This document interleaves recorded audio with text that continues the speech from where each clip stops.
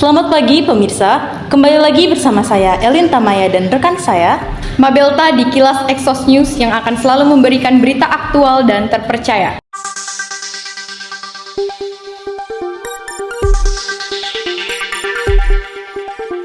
Sudah 2 tahun sejak Menteri Pendidikan, Kebudayaan Riset dan Teknologi Nadiem Makarim menerapkan sistem Merdeka Belajar atau kurikulum Merdeka di seluruh sekolah di Indonesia, termasuk di SMA Negeri 2 Cikarang Selatan.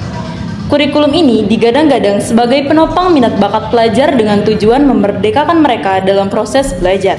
Dalam pengimplementasian kurikulum Merdeka, program peminatan di jenjang SMA telah dihapuskan. Kurikulum ini berfokus pada pengembangan minat bakat pelajar melalui proyek penguatan profil pelajar Pancasila atau kerap disebut P5. Kegiatan yang berbasis proyek ini dilakukan sebagai upaya untuk mengembangkan karakter dan minat bakat pelajar di seluruh Indonesia. Namun, sudah efektifkah pengimplementasian kurikulum Merdeka di SMA Negeri 2 Cikarang Selatan? Untuk itu, kami sudah bersama dengan rekan kami, Handira dan Sylvia di lapangan. Silahkan Handira dan Sylvia. Baik, terima kasih dengan Elin dan Mabel di studio. Saya di sini sedang di SMA 2 Cikarang Selatan dan bersama narasumber. Baik, dengan namanya siapa? Saya Septiana dari kelas 11 Ekonomi 1. Baik, dengan adanya kurikulum Merdeka ini dapat mengembangkan minat bakat Anda atau malah sebaliknya? Kalau menurut saya untuk mengembangkan minat dan bakat itu lumayan karena di kurikulum Merdeka itu ada penjurusan yang sesuai dengan minat bakat kita di masa depan. Nah, dari penjurusan minat bakat itu kita bisa tahu potensi anak-anak yang akan berpotensi untuk kuliah sesuai dengan jurusannya atau malah sebaliknya. Nah, dengan itu di kurikulum Merdeka ini kita punya tes minat bakat untuk menentukan masa depan kita yang selanjutnya cocoknya untuk bekerja apa dan kuliahnya seperti apa. Seperti itu. Baik. Nah, sebelumnya Anda pernah merasakan kurikulum 13 atau tidak?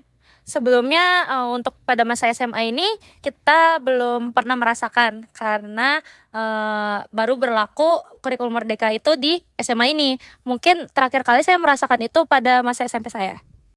Baik, dengan adanya kurikulum Merdeka ini apakah lebih baik dengan kurikulum 13?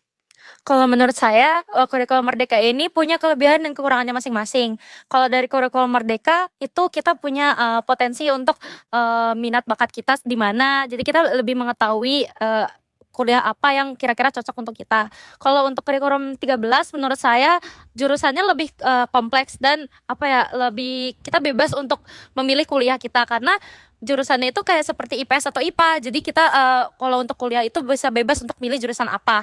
Dan kalau kurikulum Merdeka ini menurut saya penjurusannya itu dia lebih ke menekankan apa yang dia minati. Jadi dia nggak bisa asal-asalan milih jurusan apa lagi karena memang tujuannya di SMA jurusannya sudah seperti itu, sudah ditentukan.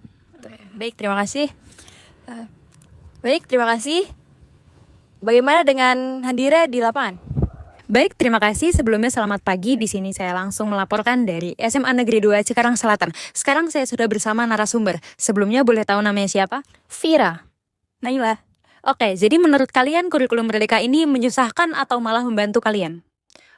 Ada di beberapa posisi itu membantu dan di beberapa posisi itu menyusahkan karena yang pada dasarnya awalnya kita belum tahu apa-apa, kita jadi banyak belajar hal baru tapi itu cukup menguras tenaga untuk belajar hal baru. Sebagai siswa yang belajar dengan kurikulum Merdeka dan kurikulum 2013, menurut saya itu menyusahkan karena jadinya bentrok antara kurikulum 13 dan kurikulum Merdeka yang ada di SMAN 2 Cikarang ini. Oh, jadi kurikulum kalian campuran ya? Nggak cuma satu kurikulum aja? Ya, betul sekali. Jadi kalau misalnya saya boleh tahu, apa sih kendala kalian dalam belajar? Menyesuaikan kurikulum yang baru yang sebelumnya kita udah terlanjur beradaptasi dari kurikulum yang ada dari SD, SMP gitu, dan sekarang kita berusaha untuk mencampur kedua kurikulum itu yang dimana kita harus tetap menggunakan kurikulum 13 tapi kita harus juga menggunakan kurikulum Merdeka.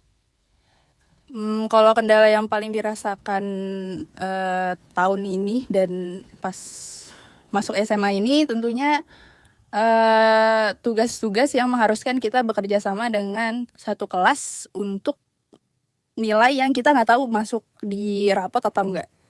Oke, baik. Terima kasih. Sekian dari saya, kembali ke studio. Baik, terima kasih Hadira dan Sylvia. Pemirsa, nyatanya pengimplementasian kurikulum merdeka di SMA Negeri 2 Cikarang Selatan belum sepenuhnya efektif. Hal ini dikarenakan pengimplementasian kurikulum merdeka ini tidak berjalan secara menyeluruh, melainkan secara perlahan sebagai bentuk adaptasi. Akibatnya, sebagian pelajar dari kurikulum 13 merasa bahwa kurikulum merdeka ini perlu dikaji ulang. Informasi tadi sekaligus menutup jumpa kami di Kilas Exos News. Nantikan berita selanjutnya hanya di Exos News. Saya Elinta Maya Dan saya Mabelta bersama kru yang bertugas pamit undur diri. Terima kasih dan sampai jumpa.